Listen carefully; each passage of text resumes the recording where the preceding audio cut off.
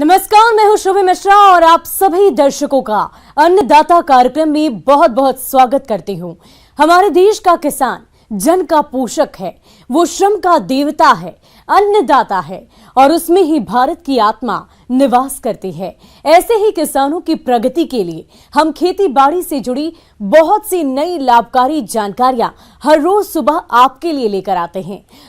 किसान भाइयों, इस मौसम में आलू की खेती की जाती है जिसकी उपज क्षमता समय के अनुसार सभी फसलों से ज्यादा है, इसलिए इसको अकाल नाशक फसल भी कहा जाता है। इसका प्रत्येक कंद पोषक तत्वों का भंडारण है, जिसके कारण आलू एक उत्तम पौष्टिक आहार के रूप में व्यवहार होने लगा है, जिसकी खेती करके किसान अच्छा मुनाफा कमा सकते हैं। तो आप कैसे करें आलू की खेती, इसकी जानकारी दे रहे हैं विषय विशेषज्ञ पीएन त्रिपाठी। सब्जी जो महत्वपूर्ण है, सब्जियों में राजा जिसको हम कहते हैं, वो फसल है आलू। और आलू लगाने का बिल्कुल उपयुक्त समय हमारा आप जो है आलू की फसल की बोनी किसान भाइयों को कर देना चाहिए। अब उसके पहले है कि यदि हम आलू की फसल लेने जा रहे हैं तो क्या तैयारी होनी चाहिए, किस तरह की मिट्टी का हमारा चुनाव होना चाहिए और कितना खाद और कितना क्या कैसे करना, कितना बीज लगेगा आदि बातों की जानकारी होना चाहिए। किसान भाइयों, आलू की खेती सर्दियों के मौसम में की जाती है, लेकिन सर्दियों में गिरने वाला पाला इसके पौधों को हानि पहुंचाता है। अधिक गर्म जलवायु में भी इसके कंद खराब हो जाते हैं, जिस वजह से इसके पौधों को हल्की बारिश की आवश्यकता होती है। आलू के अच्छे उत्पादन के लिए सामान्य तापमान की आवश्यकता होती है। अधिक और कम तापमान इसके पौधों को नुकसान पहुंचाता है। तो सबसे पहले तो हम भूमि के चयन की बात करते हैं।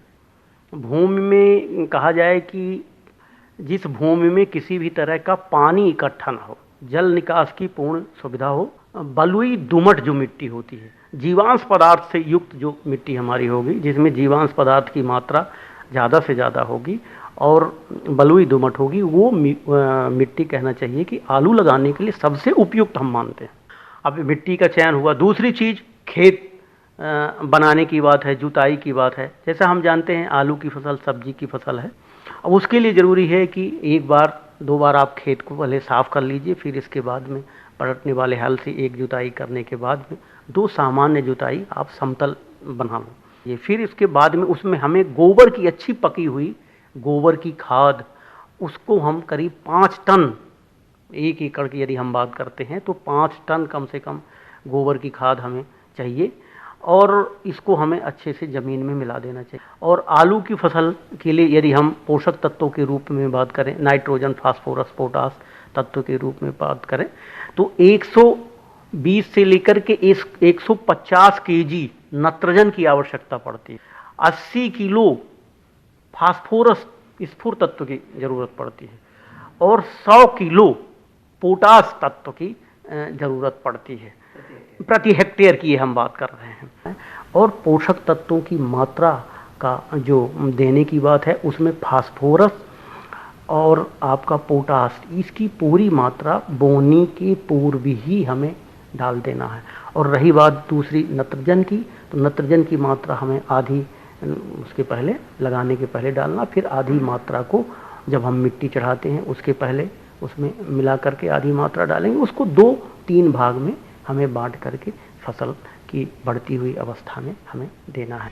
किसान भाइयों, आलू का अच्छा उत्पादन लेने के लिए इसकी उन्नतशील प्रजातियों का चयन करना भी बेहद जरूरी होता है, जिसमें प्रमुख है कुफरी चिपसोना, कुफरी बहार, कुफरी पुष्कर, कुफरी बादशाह, कुफरी सिंदूरी इत्यादि का चयन करें, जो 90 से 120 दिन में पककर तैयार हो जाती हैं और इनकी औसत उपज 350 से 400 क्विंटल प्रति हेक्टेयर मिलती है। तो आप इनमें से किसी भी किस्म का चयन करके बुआई कर सकते हैं। तो ऐसी किस्म का हमें चयन करना चाहिए। अब दूसरी चीज़, किस्म के चयन के बाद किस्म की मात्रा, कितनी मात्रा लगेगी 1 हेक्टेयर में, तो हम आपको बता दें कि 30 से 40 ग्राम का वेट होना चाहिए एक आलू को, जिसको हम रोपे लगाने जा रहे हैं खेत में। और एक यदि हेक्टेयर की बात करें तो कम से कम 22 से 25 कुंटल आलू लग जाता है 1 हेक्टेयर में लगाने के लिए। और जिसका जो है कंद का आकार जो है 30 से 40 ग्राम के बीच में होना चाहिए, जिसको हम अच्छा मानते हैं। आलू की फसल को बीज और भूमि जनित रोगों के प्रकोप से बचाने के लिए फफूंदनाशक दवा कार्बेंडाजिम 3 ग्राम प्रति लीटर पानी के हिसाब से घोल बनाकर आलू के बीजों को 10 मिनट तक दवाई के घोल में डुबाकर निकालें। उसके बाद बीज को छाया में सुखाकर जल्दी से बुआई करें।